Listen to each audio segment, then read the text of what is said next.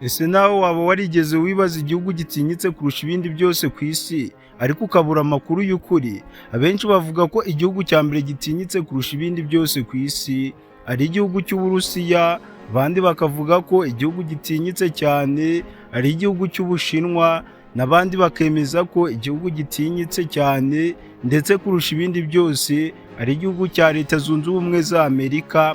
Ariko twewe ahangaha tugiye kuguha amakuru y'ukuri, niba waba warigeze kwibaza ku gihugu gitinyitse kurusha ibindi byose k'uyu mubumbe w'isi. Ese ubundi ni iki bashingiraho bavuga ngo iki gihugu gitinyitse kurusha kiriya, iki gihugu gitinyitse kurusha ibindi byose ku isi? Ikintu cya mbere bashingiraho, bareba igihugu gifite ibitwaro bya kirimbuzi.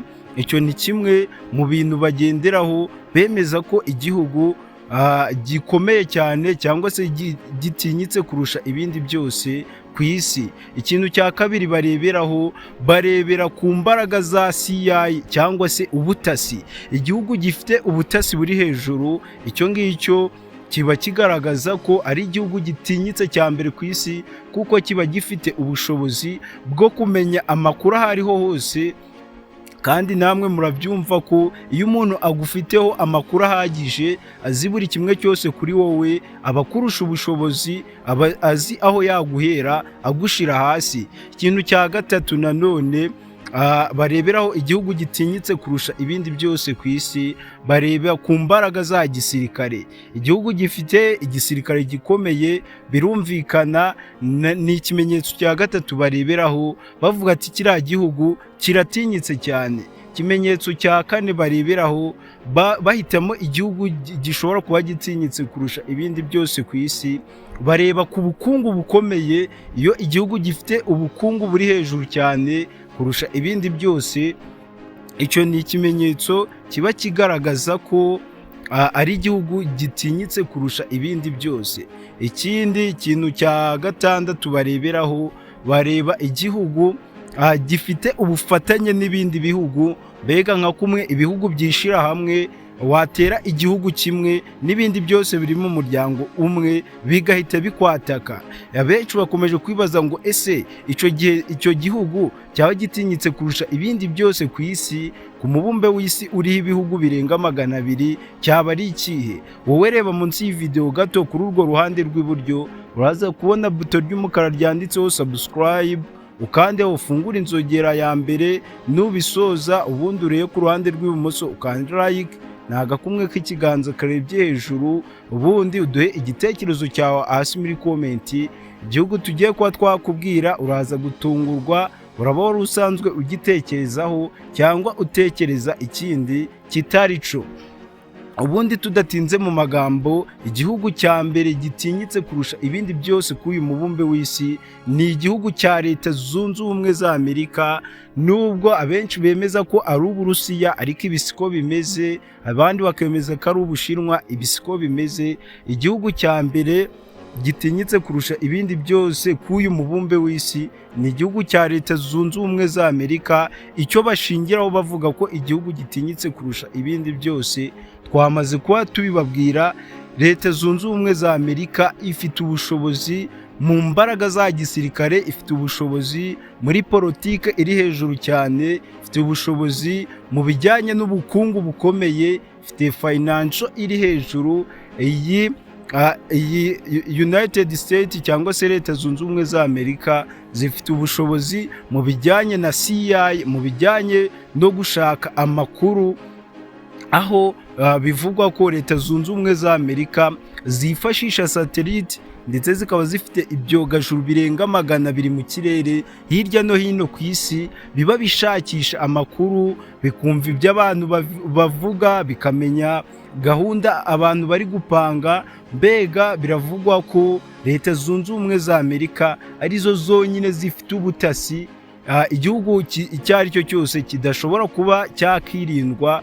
Ari nayo mpamvu mwumva ngo Leta Zunze Ubumwe za Amerika ngo intambara zabereye muri Afurika ngo yabigizemo uruhare. Mumaze iminsi mwumva ngo intambara ya Israel na Iran, ngo na Amerika ngo iri kubigiramo uruhare. Ibi ngibi biba bigaragaza igihugu kiri powerful, biba bigaragaza igihugu gifite ubutasi buri hejuru cyane, kuko hirya no hino ku isi baba bahafite amakuru.